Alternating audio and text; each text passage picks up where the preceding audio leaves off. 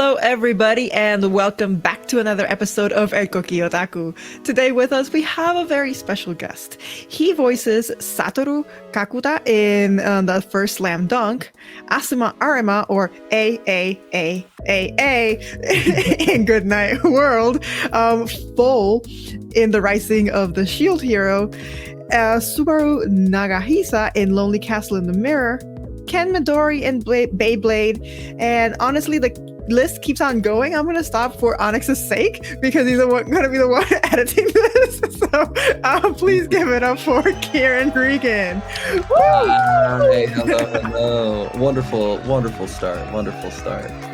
I keep telling she gets excited naming all the anime experience, and I'm here suffering like, yep, one more for editing. And probably you guys on the video going to see what I mean with one more that I will show up like immediately. And that editing of like 20 seconds, it take me like 45 minutes only. So, hard experience, but thank you so much, Karen. Should have kept going. Make his life harder.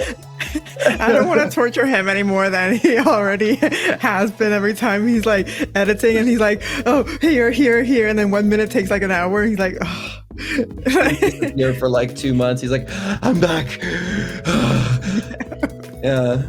I think with Natalie Vanstein, that episode, she got excited and she kept naming. And I'm here like, yeah, I can see how my face get changed. Like, damn. A very long night editing this, but thank you so much, Kieran, for joining us today. Thank you for having me. It's so hard because usually say tonight. We're recording in the morning, so I'm like tonight. Yeah, this is like morning. It's like what, 8 where I'm at. I don't know where you. Yeah, it's like 8 where I'm at. So it's like I woke up and kind of sat down in this chair and was like, all right, let's get going. You guys are getting me completely uncoffeeified. So I have no coffee in my system. Technically, we kick you out of your dreams. Well, let's talk about dreams in reality and virtual world. One of your latest anime release with Netflix series, Goodnight World. One of the series that Netflix, I have to tell you, I'm not going to justify Netflix price, but they're bringing very good series lately, like on a weekly basis. And Goodnight World, one of those series that really caught me off guard. And damn, has been good. You had the main role of Arima Asuma. Mm-hmm. For those who haven't watched Goodnight World, how would you describe this series?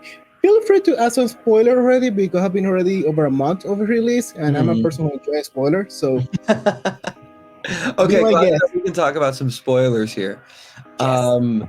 So, basically, Goodnight World is a story about a dysfunctional family in real life and a functional family in the virtual world.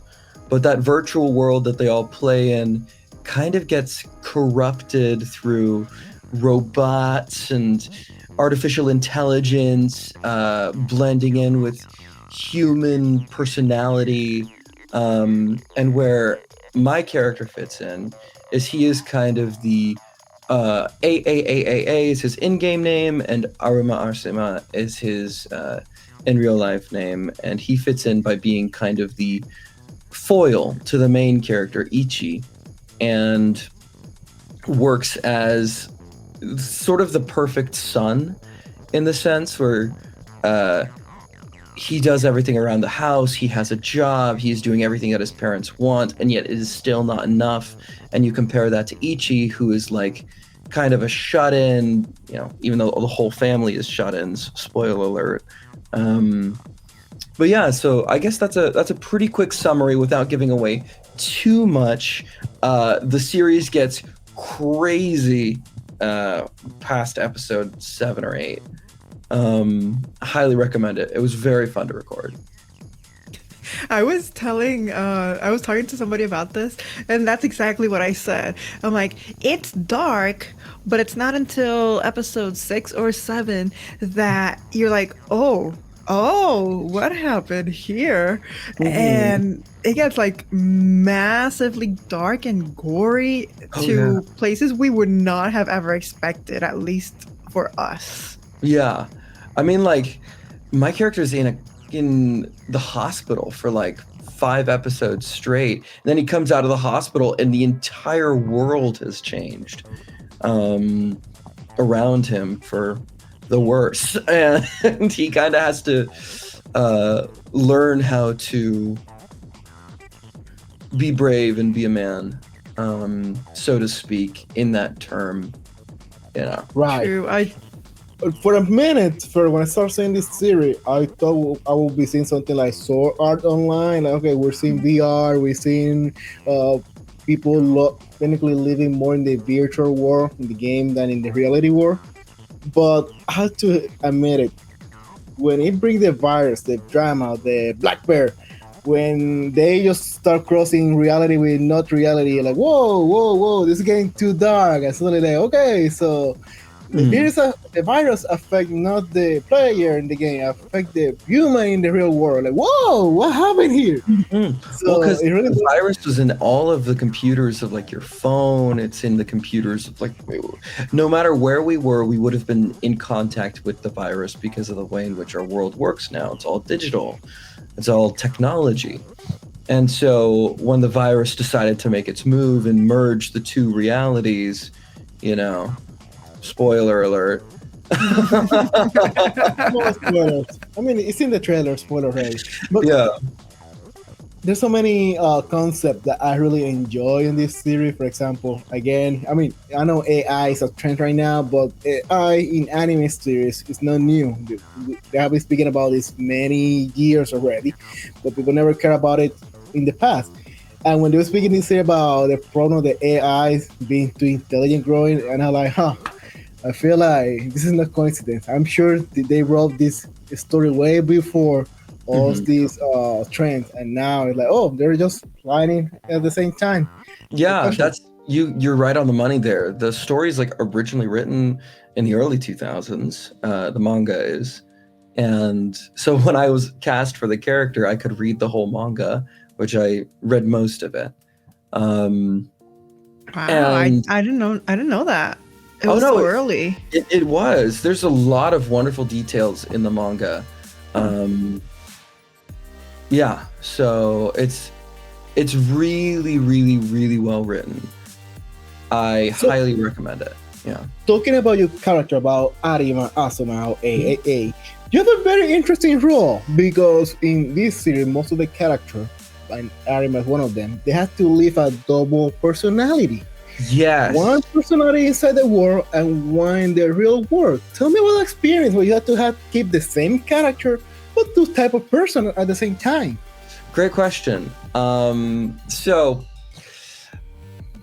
I had to differentiate between two versions of the same character vocally as well as mentally. Vocally, he kind of lives up here and everything's super happy, where everything becomes, I'm just here to have a good time. We're not here for a long time kind of thing. And then you get into the real world and it's a lot darker and it's a lot grittier. And so Asuma kind of speaks down here and he's very judgmental and he doesn't like anything that Ichi's doing, but he still loves his brother because there's that brotherly love. And I had to find a way in which to merge those two voices. So to go from one voice to the other, it doesn't sound like two voice actors or two completely different characters. And so when in recording, we got to like episode 7, where we had to make a lot of more conscious decisions into how we portrayed Asuma. Because now that the worlds were kind of merged together, that means that AAAAA is no longer a video game representation, but is brought about into the real world. And yet Asuma is speaking. So we had to scrap some lines because I was too happy. And that's not how Asuma speaks, but I had to have the undertones of Asuma, or of AAAA in Asuma. It all gets very confusing.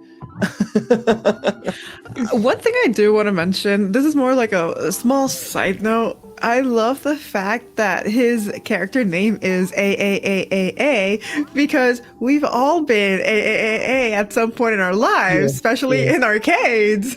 Yeah. And I laugh so much when they put that because it's like, we can all relate to this. It's so good. The naming conventions in the show alone, Ichi Nissan, 1, 2, 3, like it's a really, really good. There's a lot of thought put into this show, a lot of love. Yeah. So, before we move on to the next series, Good Night World have a lot of dark moments that you're not expecting it. Will I probably some spoiler alert? Which one was your favorite dark moment that really hit you hard? Ooh, okay. I would go. There's a moment. I don't know if it's dark as much as it is just emotional when he is talking to Ichi in the hospital and goes, "You are my son, Ichi. You are my son. Like, or you are the light of my son." Basically, he's telling his brother that he is his North Star. Which for me, recording that, we did that a couple of times because we wanted to have different emotions tied to it, and it was a complex scene to dub. But that whole scene kind of highlights Asuma's personality, because imagine you're bottling up all of these emotions for decades after your sister's death and your subsequent mother leaving because of that, and then your dad becoming a shut-in, your brother becoming a shut-in. All of these like thoughts about like, man, I looked up to my brother so much, I can't express them anymore, kind of come out through in that one moment when his passion and joy in the game world merge with the deep dark reality of the online world. And so you get this kind of outburst of emotion, of investment, of love towards his brother that he was never able to show. Yeah, so I remember being shocked in that scene because I didn't see it coming, honestly. Oh yeah. Yeah. I'm like, whoa. Because all we ever see is them being at odds and Arima just be kind of like condescending towards his big brother and things like that because of his either physical state or everything like that. And then this was just so left field that it comes out and he's like, no, like I really loved you all this time, even though I haven't really treated you that way, but I still love you. Well, it's because he couldn't show that. The house was not a safe place to express love, not a safe place to express emotion. And so he kind of bottled all of that stuff up, and it only came out when it needed to, which I think is like almost a mimic of the real world sometimes, you know? We're always all like, I don't know about you guys, but I'm bottling up a lot of emotions all the time. And then I let that out through various means, but his is just pushed to the extreme. Right, definitely. And that's when you anime like with reality. There's something like, oh, it's a story, it's a fairy tale. Oh wait, time out. It's not really a fairy tale, it's not sci-fi. It's crossing some lines of reality here, which we really appreciate, honestly, most of the time. But crossing lines of reality, another isekai, reincarnating another world. One of my favorite anime series talking about Rise of the Shield Hero, season 3. Yes, with one of the new characters in the game. I mean, not in the game, in the story. It's kind of the game. Paul, one of the new characters, refreshing on the Shield Hero. Tell us a little bit for those who haven't watched Shield Hero yet. So Shield Hero is basically, it's what he said, it's an isekai-ish. And where Full fits in is he is this little orphan boy who is found fighting in a pit arena, basically. And his level in this world, there are levels, skill levels, things like that, is much higher than one would expect of a kid. And also, he has this sister, Atla. Atla is blind, she's suffering, she is in pain. And so the Shield Hero takes almost pity on these two characters and realizes the potential of Full and potentially Atla. We'll see about that.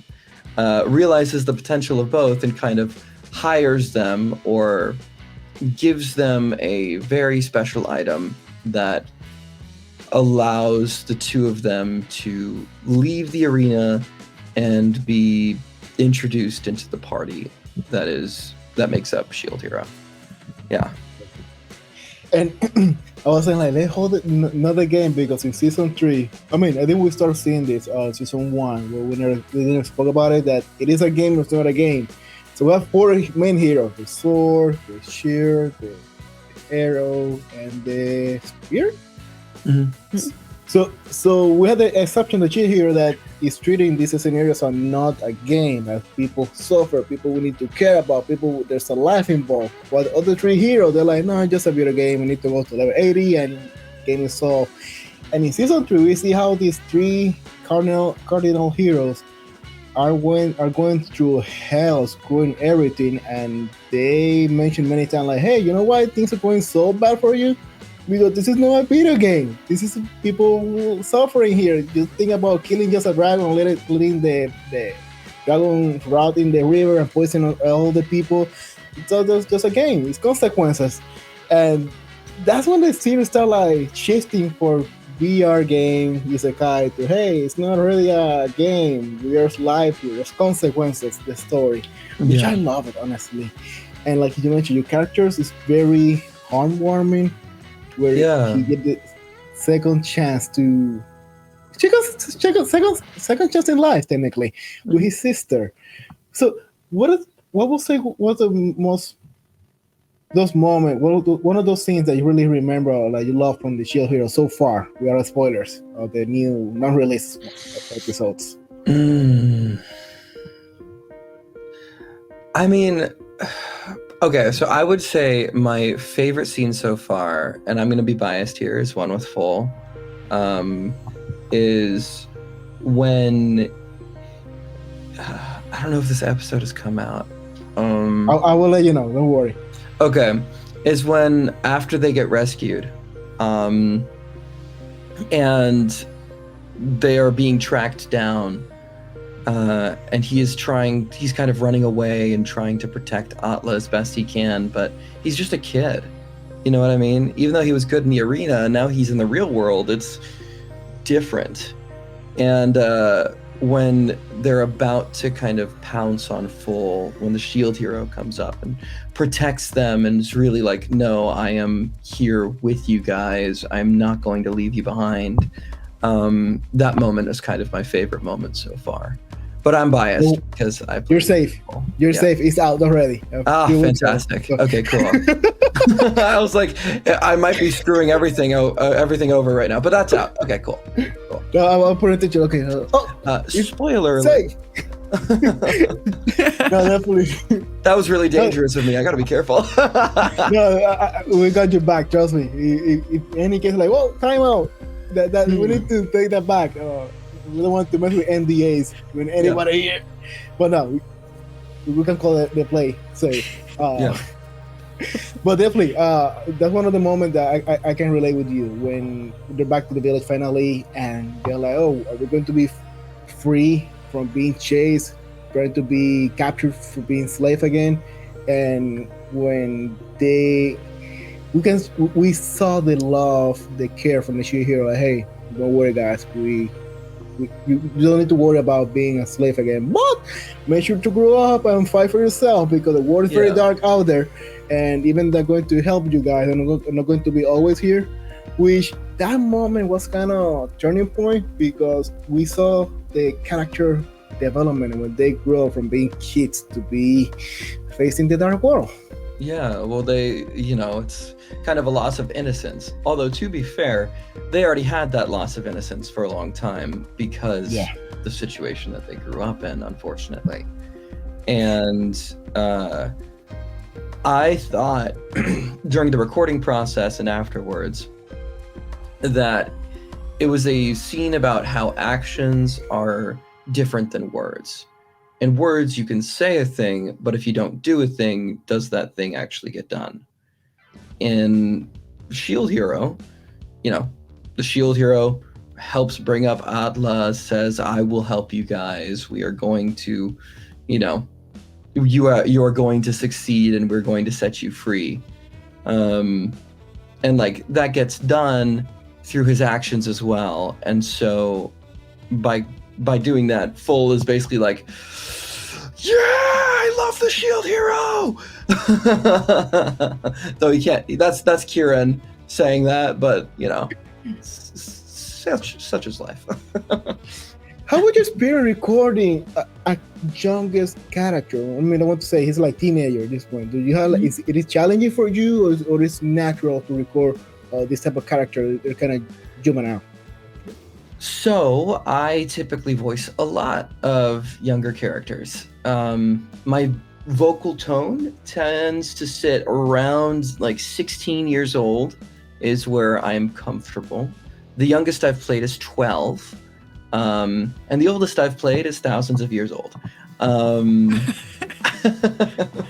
in anime years, that's like 15. No, this was a villain. This was a villain in a video game, I think it was. Eddie Sound here. It was very like, I only did it for about an hour. And then once I was done, I was like, I just want to write that down as like, I did this thing.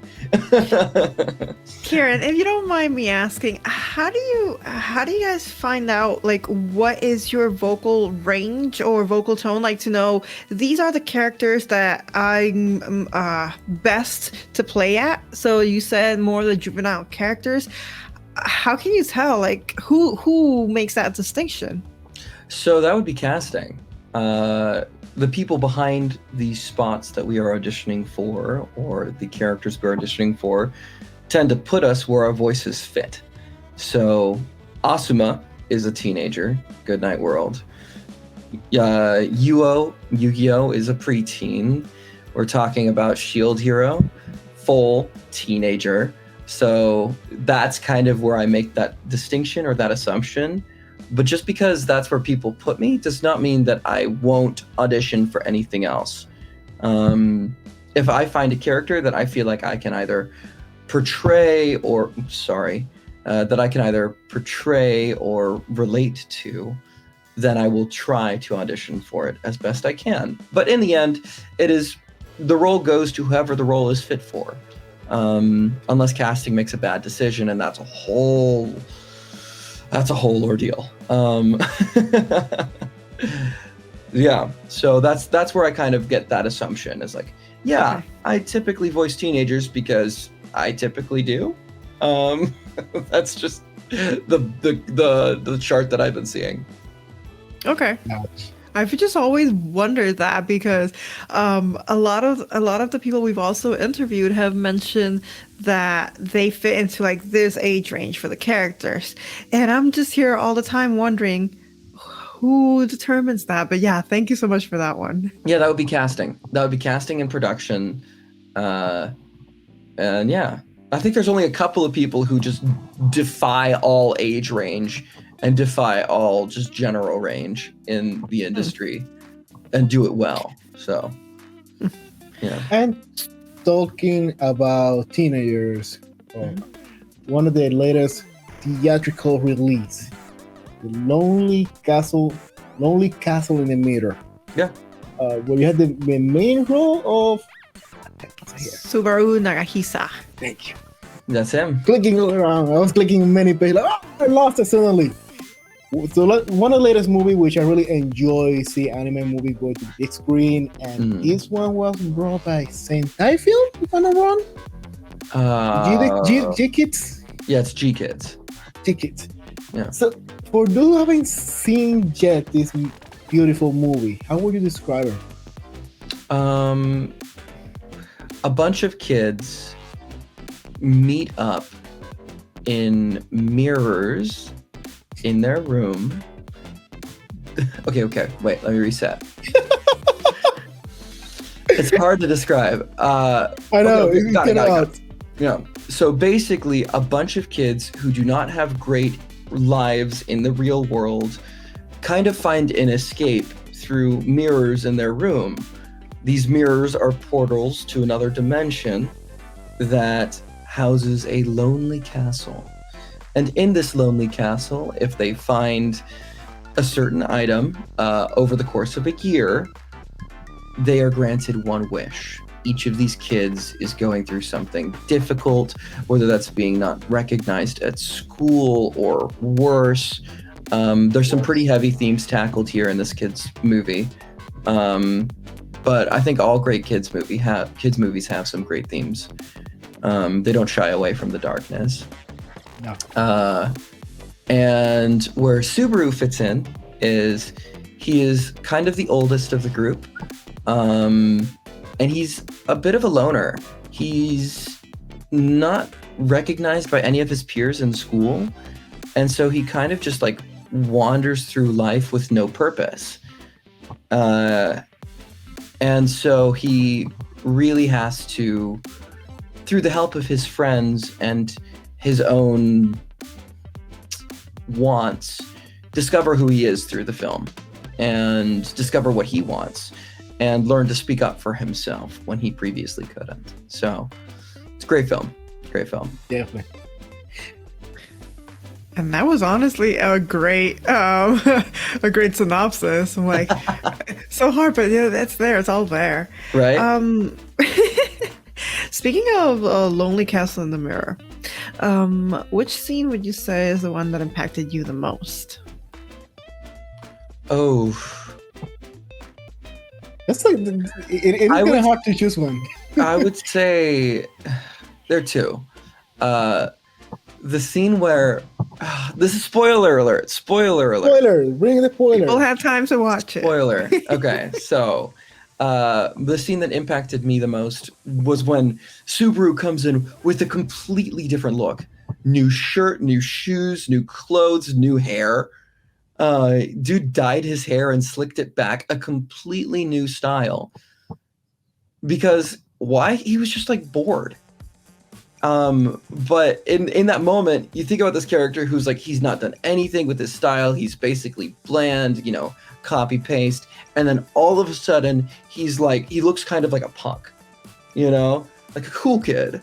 And you realize like, oh, he's letting himself just experience things and try new things. And when he walks in through the portal and everyone's like, huh? He's kind of like, I remember the word, hey. Like, it's just so nonchalant. It's fantastic. It's like when you get a crazy haircut and you're like, what? What are you gonna say? Yeah, what are you gonna say? What are you gonna say that I haven't already said to myself? Like, and everybody in the office are like, oh, did you see that? Check it out. Yeah, I know. And we all been there at least once in our life. We all been there somewhere. And then I would say, I think the last scene in the movie when they're trying to save the girl from, I don't know, getting stuck.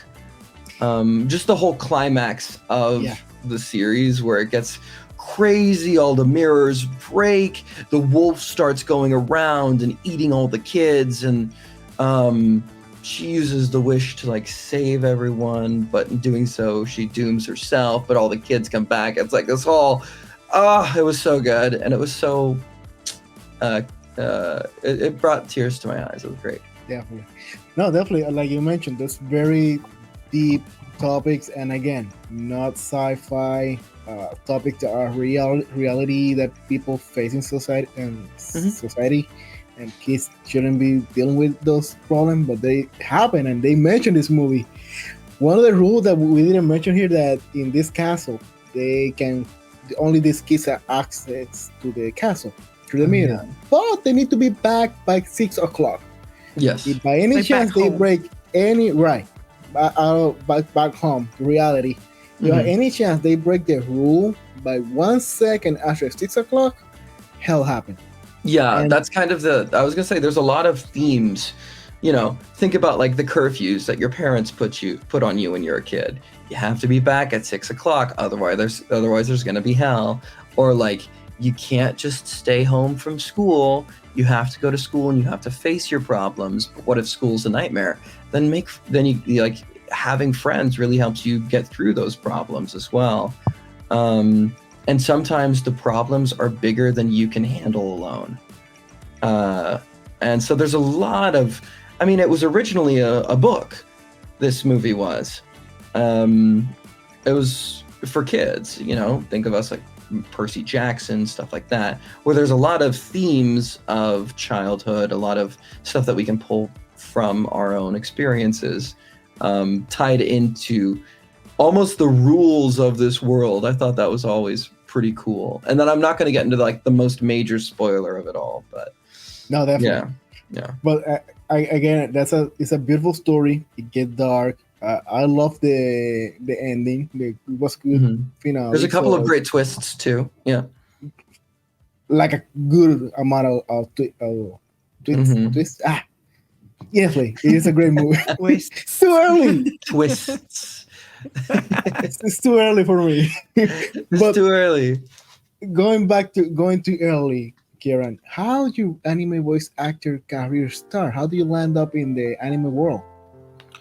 Oh, that's kind of a longer question. So let me take you on a little bit of a journey.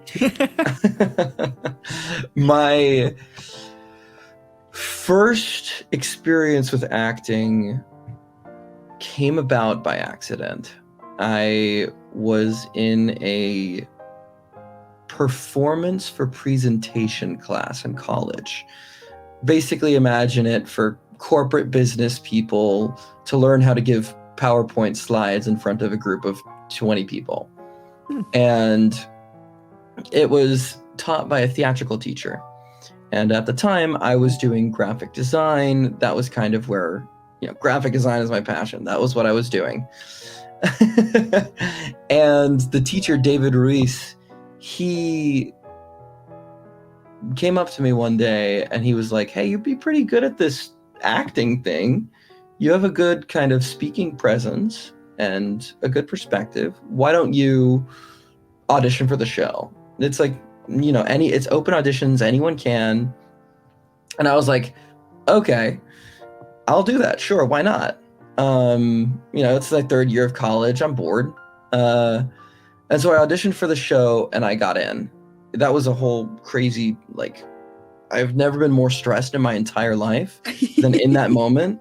And that was including 2 prior years of 3 hours sleep a night because of how stressed my major was. It was insane. But in that one night in that audition room, I was so stressed. And then when I got the call that I was the call back, and then when I booked this theatrical character in this show called Sycorax, my overachieving tendencies made me take on more responsibility than I needed to. And I ended up designing a whole puppet show for that college production, light puppets, because I've graphic design and I'm artistically eyed, I guess you would say. And because of that, I got 3 theater credits in one semester, which is 1/2 of a major. And I'm like, I have 1 year left of college. I might as well just finish this theater major or theater minor and have that on my resume. So whenever I go to apply to places, it'll be nice. And then I actually signed up for an acting class. And then through that, ended up booking my next major role in theater. And that has some drama too.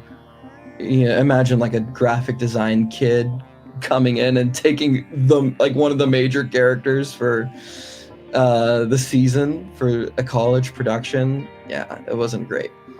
But what showed me that, I guess, what that showed me is that I'm okay, I'm not bad at this thing. I can do this thing. College, it's fun. People want me to be up here. And then the pandemic hit. And then once the pandemic hit, I was like, oh, darn, I had just found this new passion of mine that I'm enjoying so much. It's the stage, it's theater, it's, performing in front of people. It gets me out of my shell. And I was like, how do I continue to do that? Voiceover is the one tried and true way. to record from home and still potentially make a living. And I didn't make a living for a hot minute. For the first, I would say, year of COVID, because I started dabbling in voiceover around like May of 2020. And then it really all came to a head when I got fired from my job. I was working the midnight to 8 a.m. shift at a packaging facility. And the day that I got fired from that job, because it was after the 2020 election, and if you're imagining a printing facility, I was hired to print political signs. That was it. And I mean, I had a printer like the size of my bedroom that I was running. Yeah, and it was like a 24 hours a day kind of thing. Fired from that because, the political election kind of, went away. And the day I was fired from that, I booked my first audiobook. And then the day after, I booked my first video game character. Wow. Which I haven't even recorded for. That's still in production. But it was like the audiobook, if you're living in Kansas, which that's where I was at the time, if I do that in a month, that's like $1,000. That's enough for 2 months rent. And so I'm like, I'll just do that and not think about the fact that I don't have a job and live, very much like below my means for a long time. And then after that first audiobook, I booked another audiobook, and then I booked another character, and then I started getting auditions from an agent, and then that agent was like, you need to move out to LA. You're being asked to come in studio. This is like 2021. You're being asked to come in studio, and we have to say you have to do it from home, and your home setup's not good enough. And I said, okay. And then I moved out here, and I've thankfully been able to be full-time ever since. Very, very lucky. I'm very blessed to have this kind of experience and career. That's awesome. I'm going to mention something at the beginning that I saw Kiara's reaction on face. When you mentioned that you were taking a class on presentation theatrical, like it was like a mixture, I was laughing here because I'm a big believer on that when you're presenting, what I would do for work, and I'm going to talk about it, it's like engineering and aviation, so you can imagine that environment. I live surrounded by a lot of very genius people, very intelligent, they know the subject, but when they're going to present in front of everybody, they're so dry, they're so cold, they don't know how to transfer their message. And at the same time, I see the other side of the story where I see people that are not good at the material, but they know enough what they need to present. And when they go to the front of the meeting room, start presenting, they're like showmen. They sell your idea, and they're like, they know how to deliver the message. And when I see this happen, like, sometimes I regret not taking theater classes when I was in high school, because when you see their skill, their tone of voice, their eye contact, their hands, how they move it, how they reach people, and how they go for serious voice to something more happy. And they're used to be talking about a problem. So we identify something with this engine, but we have a solution. And it's like, whoa. So you can see how they're delivering the message. And it's not in engineering aviation, it's theoretical skills. But they never teach us to learn about it and use them. Whoa. Well, like, you think about it this way, the tool set that actors are working with is something that everyone has to do. Everyone has to present, whether it's to their families or whether it's to their coworkers. No one lives in isolation. If you are with someone else, you are presenting at some point. An idea, a thought, a concept, a want, a need, all that stuff. Acting, and specifically the study of emotion and portraying that emotion, kind of teaches you all of the different ways that you can present a thing. And you learn a lot about yourself through the process. That's kind of why I kept doing it too, is that it was almost therapeutic for me, where I'm like, I can portray, at the time I was very closeted. I was not out and I was not proud. And I was able to like present myself through kind of characters that were pre-written. Through those kinds of like, sorry. My partner's sleeping right there and he's snoring a little bit. Did you guys hear that? I heard something. No, I heard something, but I wasn't sure what was it, and it wasn't for you. Face reaction. Oh my god! I am going to. I will. No, I just I saw will your talk face. with I'm like, him is later. everything okay? I will talk with him later. Don't worry. I mean, But yeah, if you want me, I can send you later. I can clip this part, send it to you in private. But hey, No, it's funny. that's for you. It's funny. So you Keep can it make fun of in. your partner. I don't You care. really? Yeah, it's funny. Just keep it in. I don't care. I don't think. Yeah, and he's not gonna get mad. Perfect. But anyway. All that aside, I was actually one of the things that kept me doing, theater and acting stuff through the pandemic was I didn't know how long the pandemic was going to last. And for me, I had just booked, you guys know Shakespeare? Yes. You know how there's like Shakespeare festivals all around the world? Mm-hmm. So I had booked a Shakespeare festival in the Great River Rapids. I think it was what it's called. It's no longer around. Pandemic kind of shut it down. But I had booked that while I was looking for graphic design jobs.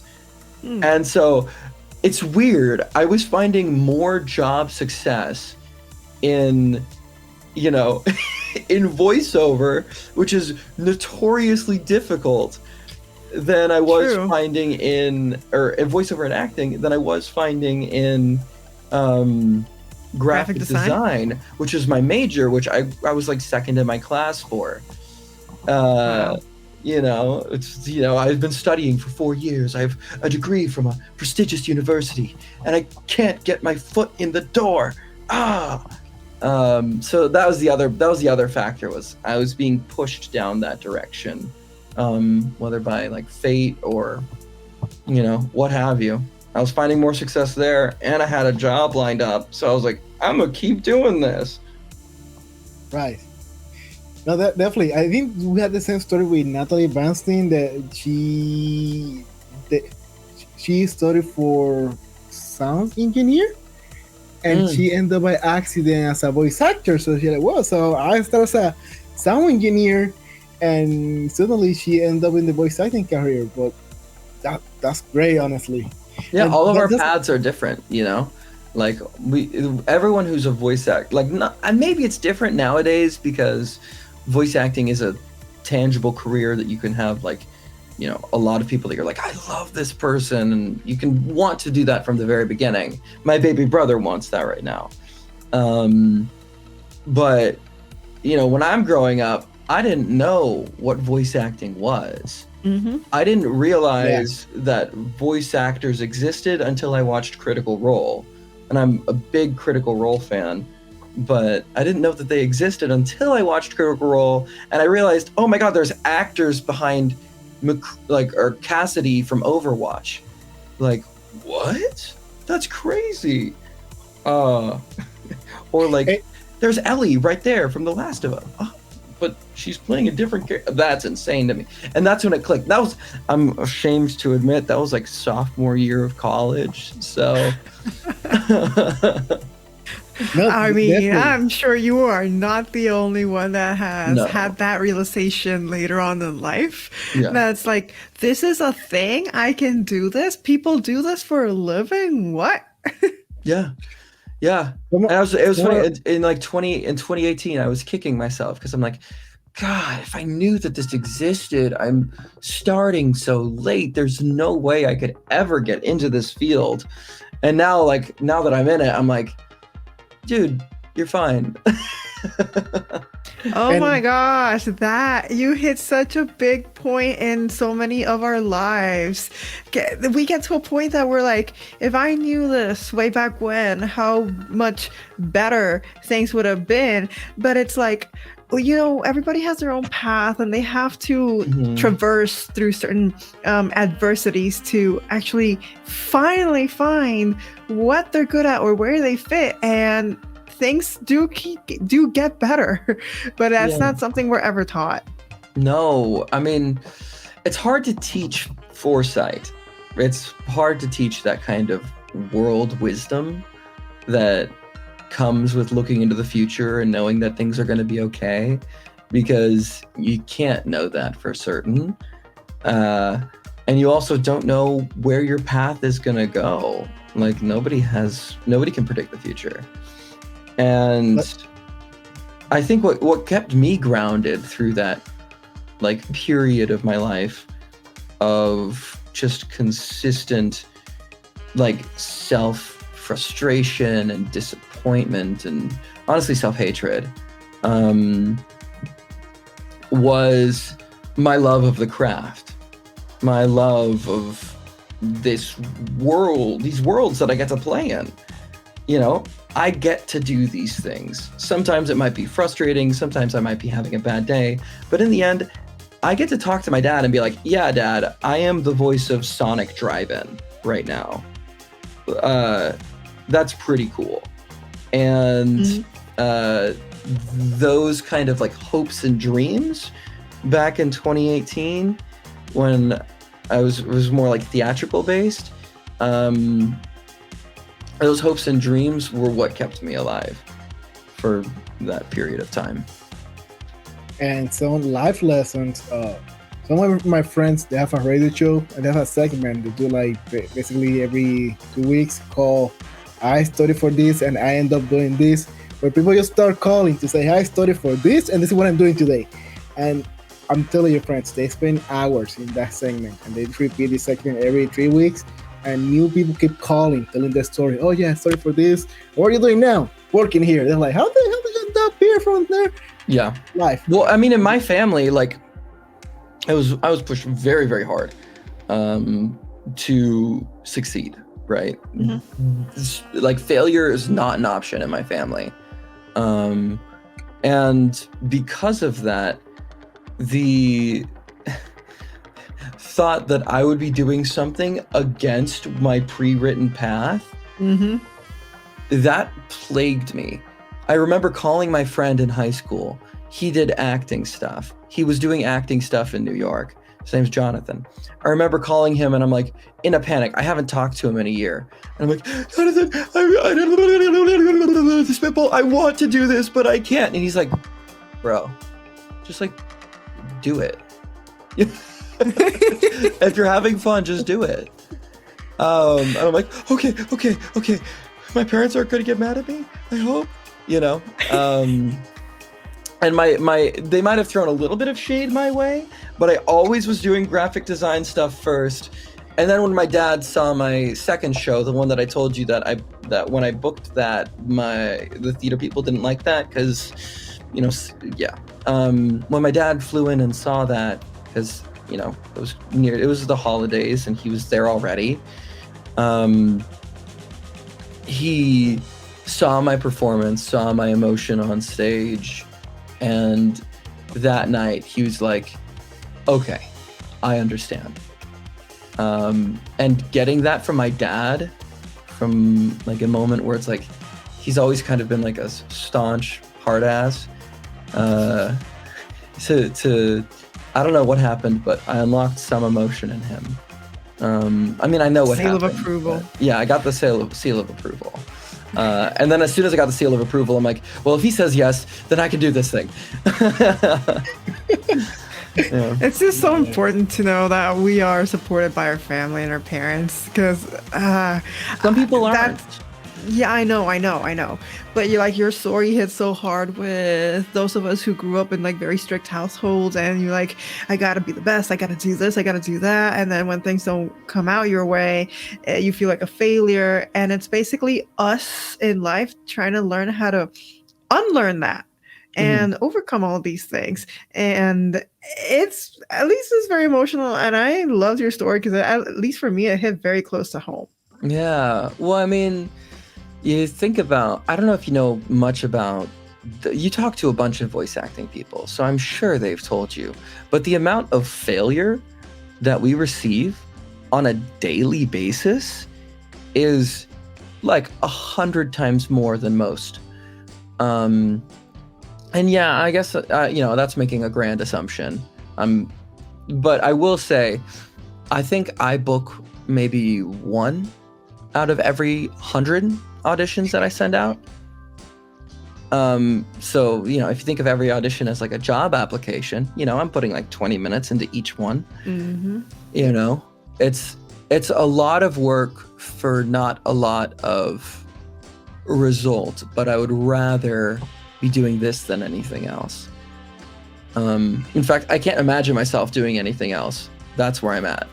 It's like once this career gets taken over by artificial intelligence and someone can say that. I mean, we're hoping that doesn't happen, honestly.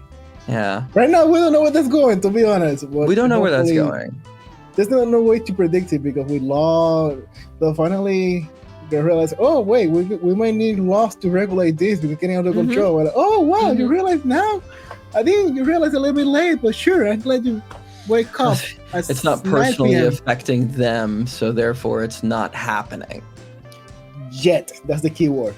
Yet, because once they affect them somehow, they go all out. But let's not go dark. Let's go something more happy to wrap up this episode. Okay. With one of your main roles, we see that Seirei Gensoki Spirit Chronicles. We have the main role of why the computer feminine Rio. Of Rio. I feel like I'm missing all of them. So for us, like me, who haven't watched it yet, how do you describe this series? It's a classic isekai. That's how I would describe it. It is very much what you come to expect when if you're familiar with the term. If you're unfamiliar with the term, we've talked about it before, where a character, especially in this episode of this podcast, a character gets transported to another reality through some other kind of means. And Rio basically finds himself in a world filled to the brim with magic and monsters and princes and princesses. And he kind of gets transported into the body of like a 11-year-old. And he was a high schooler. And he wasn't 11, he was like 6. He gets transported into like a 6-year-old's like body, and watches some really traumatic shit. And it's strange because he kind of has 2 emotions, playing with his emotions, where he's like, I know I'm from this other world, but also I know that this is also my mom in front of me dying. Like, what's going on? And then he lives in that world for a number of years, and comes to realize that he has a natural affinity for the magic. He is just like the best that is that it has ever touched the magic sphere, and quickly rises up through the ranks of being an orphan to then being a prince to then being kicked out and then being a sole adventurer. It's a long story, and they're coming out with a season 2 at some point. And I hope I get to reprise my role for that character. That would be like a dream. Actually, yeah. Like I said, I haven't seen yet, but based on the little bit I've seen, I can tell you the colors of this anime series look so beautiful. The combination of, especially the magic. There's some series that go kind of darker or heavy tones, but this one is very bright, very shiny. Light, bright, cheerful. Light, bright. Thank you. Especially with the Sakura integration, it looks like perfect. Yeah, it's very like, it's like your isekai. It's what you come to expect. It's funny, the same guy who voices the J in the J, the J is like in the original version, I should say. Okay. Oh yeah, gotcha. In the original version, the same guy who voices Rio also voices the main character from Sword Art Online. Kirito. Kirito. Yeah, Kirito. And thank you. I was blanking on that name. It's too early. It's too early. But so he's kind of like isekai to isekai. Fun stuff. Cool to see those trends. Kieran, before we wrap up today's episode, is there or do you have any words of advice for anyone who wants to get into the industry or start out, or what would you say to people in general? I gotta think about that. Use my words carefully here. If you go to the school, don't go with this professor. I take it back. Get into the industry in general. First thought comes to mind is like, what part of the industry? There's many different aspects to this world of voiceover. There's, Cartoon Network, there's anime, there's commercial, there's video games. If you hop into this industry, are you prepared to work on all of those? If you are prepared to work on all of those, then yes, you're here for it. If you're not going to work on all of those, then how do you subsidize income, all that kind of stuff? Or how do you create the passion for it? So one is, I guess, have broader expectations. And two is like, I think you should be ambitious. Be ambitious. If you have like a goal and you're like, I could never do that. Why are you saying that? Do it. Absolutely do it. And if you don't have people in your life that'll support you, like you'll find them in this community, because voiceover is a loving and giving community of people who just want everyone else to succeed. That is like the end goal of it, is we just all want our friends to work. And then if you're not based in one of the major cities of Los Angeles, New York, Texas in general for anime,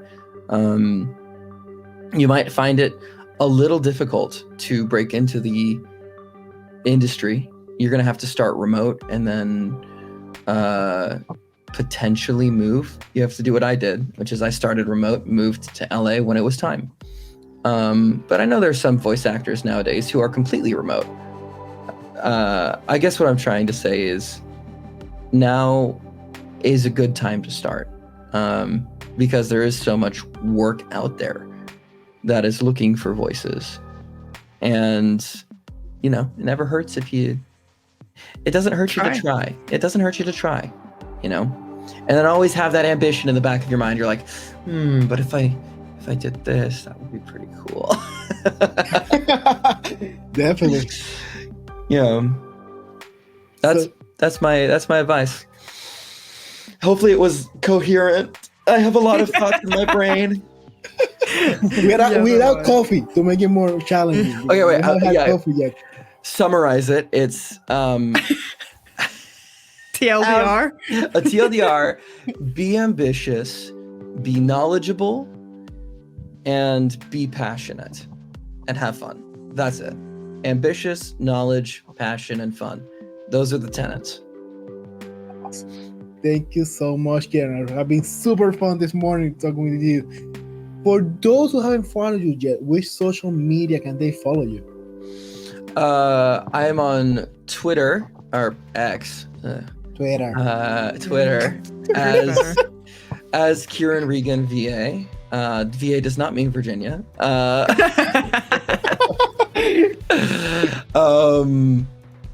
And you can find me on Instagram at Kieran Regan VA as well. And that's pretty much it. Yeah. You just Google my name, you'll find my socials. They exist. It's Kieran. That's how you spell my name. Like on the video. Like on the video. Yeah. I kid you not. I've had my name spelled wrong in credits of like productions before. So like Oh, yeah. interesting. That hurts. But you have a hard time to find Kieran's name. You can go down to the description of this video. I'm going to find all his links down the description. Just click on Kieran's name, and you're going to find his webpage, his social page, IMDb. It's going to be there in the description. It's all there. And for us, now that you open the description box, please hit the subscribe and like button for all. Will be very helpful for us with the algorithms. So subscribe, like, and share to all our social media: Facebook, Twitter, Instagram, YouTube, Twitch, TikTok. What else am I missing? Threads, whatever there is. Social MySpace.